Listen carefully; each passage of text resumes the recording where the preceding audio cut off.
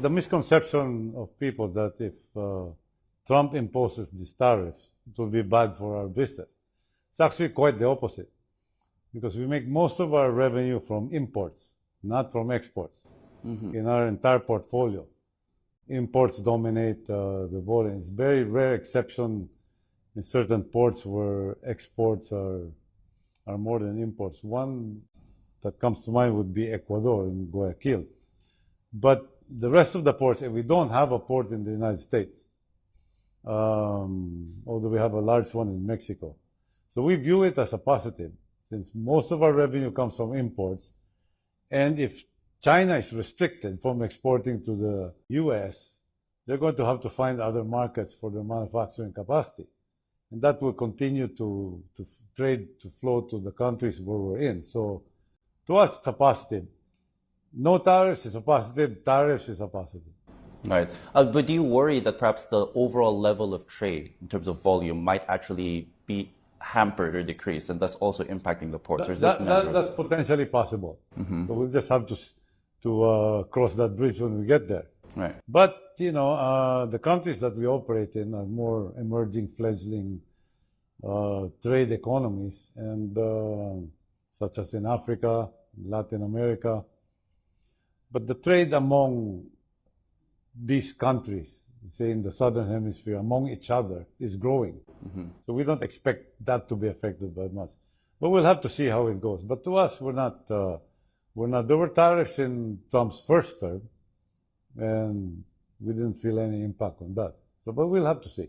I'm glad you brought that up, and I hope you don't mind me asking this, because a few years ago you did make a comment once that Trump was probably the biggest risk actually to global trade. But we have now the benefit of hindsight. 4 years of Trump trade. We do hear more people saying that they're more used to it, or not as shocked actually by the upcoming Trump administration. Has your view changed perhaps on Trump and his possible I think the Trump threats? administration will actually be good for the United States economy. So that will, whether they have to pay more for their goods because of their own tariffs, that's up to them.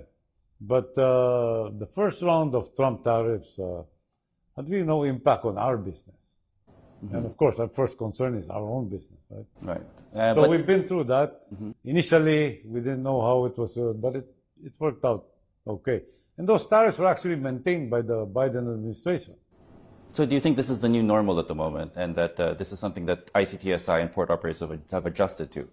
It's the way of the world, whether it's normal or not. You know, it is what it is, and we live with it, and we'll handle it. In fact, it's interesting because during times of risk, you'd think that many businesses should actually be more careful, more cautious, not take on too many risks. But you've actually proven in the past that during times where it's tight, you tend to take on bigger risks. Yeah, we tend to be more aggressive when things are unstable. Yeah. So I'm curious as to what your philosophy is with regards to managing risk, and your approach to managing risk, and how that differs between the key to us is to be in many, many countries, because they're not all going the same direction.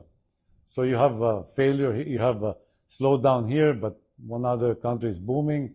It balances out in the end. If you look at our growth rate, it's normally in the high single digits in terms of trade volumes. So if you have to be exposed to many regions, and that sort of evens out the risks. But you know, there are certain risks that you can risk manage all you want. Nobody planned for the pandemic, and other risks, which was the biggest risk in the last decade, I would say, that nobody foresaw. So there's only so much you can do.